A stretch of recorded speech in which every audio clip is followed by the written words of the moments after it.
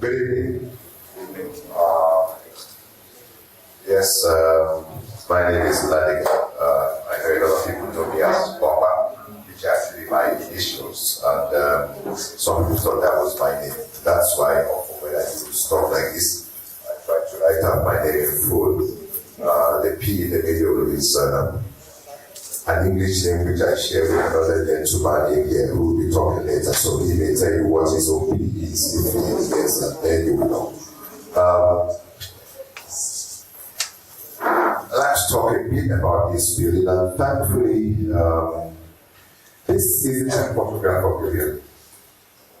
This is a computer generated image that we did for the clients as we were discussing the various development options. Because clearly, you don't have the name at the top, the name is placed at the base, which incidentally was an earlier proposal we made.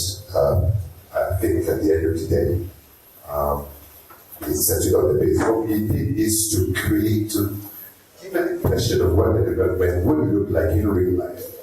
Waterfronts at night.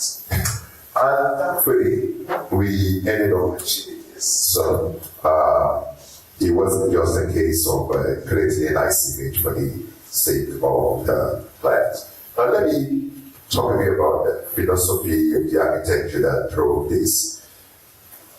First, this was a waterfront property, and I'm one of those who be quite sentimental about the fact that we've enjoyed this view of the waterfront for so long. Now, something is going to come in there to transform it. And I felt that if we had the opportunity to be the ones to do that transformation, then we better do it in a way that if you take away one spectacle, you create another spectacle. However, in doing that, you have a client with a clear commercial motive, above all, and you still need to ensure that is met. But he also had to have some ideas and opinions about what architecture should be like. And I think at some points along the line, we kind of realized we had common opinions about certain aspects of architecture. He wanted clean lines, easy to maintain building, but I believe that was still very photogenic. At times people think that was a tough task, but somehow we got about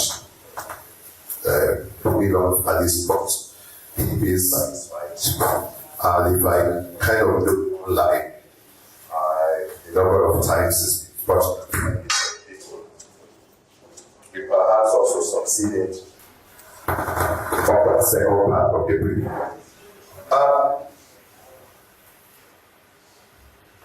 I have a number of words here. Function, form, identity, and place. The old maxim was form follows function. Someone redefined that it should be form, function, and fiction.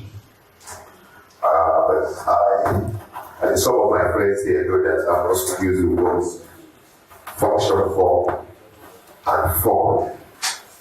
I really get it this way. First, for me, function is so critical in a building. Because at the end of the day, not because it should be so utilitarian, but that those who use the building, their lasting impression and their description of the building is how they interacted with it and how the building impacted them. You can't forget within a few minutes what the building looked like outside. It's going to interact with the building, with the functions, with the facilities. And that experience sticks with the person. Then imagine if that was your workplace and that was your everyday experience. So, the first thing is to create an everyday experience that was pleasant and fun. those who use it. But then there's also another level of everyday experience, especially for a building like this, which is along a very busy traffic artery. Some guys are going to be stuck in traffic for a few minutes in front of the building. Does it have a nice experience looking at the building? What is a street level activity? What impact does it make on the streets? But you're also going to have some guys who are stuck in traffic some distance away, and you're going to have a look at the building. And I think a few of them had some pleasant views, because I got one or two photographs from friends say, oh, I was stuck in the traffic and I took the liberty to photograph your building, and I get it on WhatsApp. So I felt we also succeeded on that point. This has been conceived, I'll talk this way, this was vanity material. I'm sure private country are very familiar with this vanity material that we prepared for their clients. They ended up being quite successful. I've spoken a little bit about this aspect of the brief, so I might just jump this essentially and come to the form of the building. Some of my friends here, we had a discussion not too long ago where I spoke about typical classical skyscraper design. You have a base, you have the shaft, and what they call the crown. Although I tend to introduce one of the elements. Between the shaft and the base, there should be a recess, right? A transition zone, which I tend to call the neck.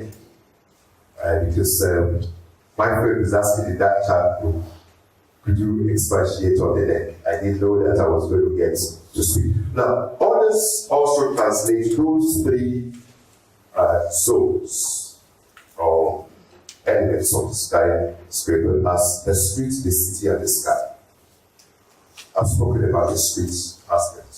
There's a street level interaction with the building. There's a street level view of the building.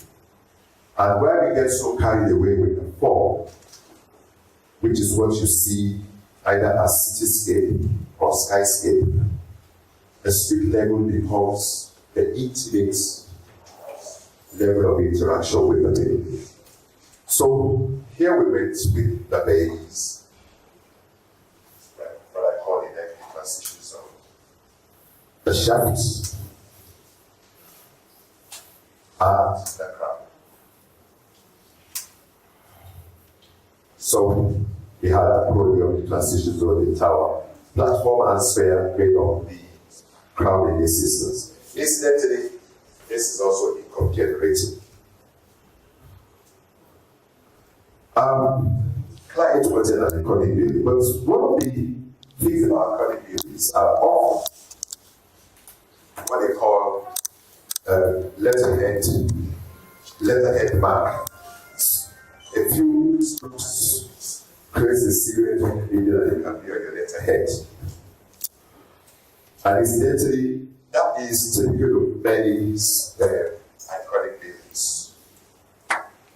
Check out those that really make it and become a symbol of a city. Toronto and Seattle have their names. One is called the Seattle, the other is called the CN Tower. Both of them, if you like, you just get them out. Because here, I try to show what very popular world. I hope you can begin to guess who this is in the world.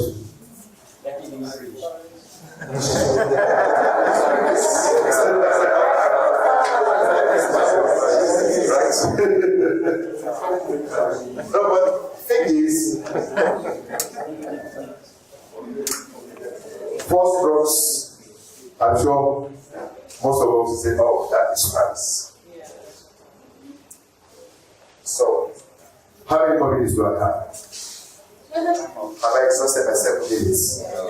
I feel like going to sit down. So, very little left. What did we do? Create a tower that had little or no obstructions in the usable space. So wide span space, services in the core, very free and flexible space. Who wants to be multi-tenanted, it has to be as flexible as possible, and therefore just go invented way of doing it.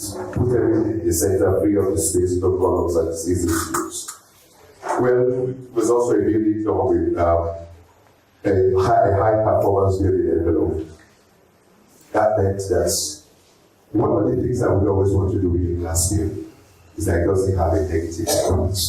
There is no air, no heat reflection, and incidentally, you can get that done. And thankfully, we had a client who could afford to pay the tab, but I'm sure that he's also paid it back significantly because he has tenants who asked questions about practically anything and everything, from life and fire safety to security to the sustainability and everything. They wanted to know everything about the building. And thankfully, the building ticked all the boxes. And therefore, you had those guys moving some of the elements essentially because that we had a high performance building envelope which ensured that the building is essentially quite energy efficient. You get light in, that you get the transparency, you keep out the heat, and you generally have a nice cozy building. This is a real life photograph of the building. I took that.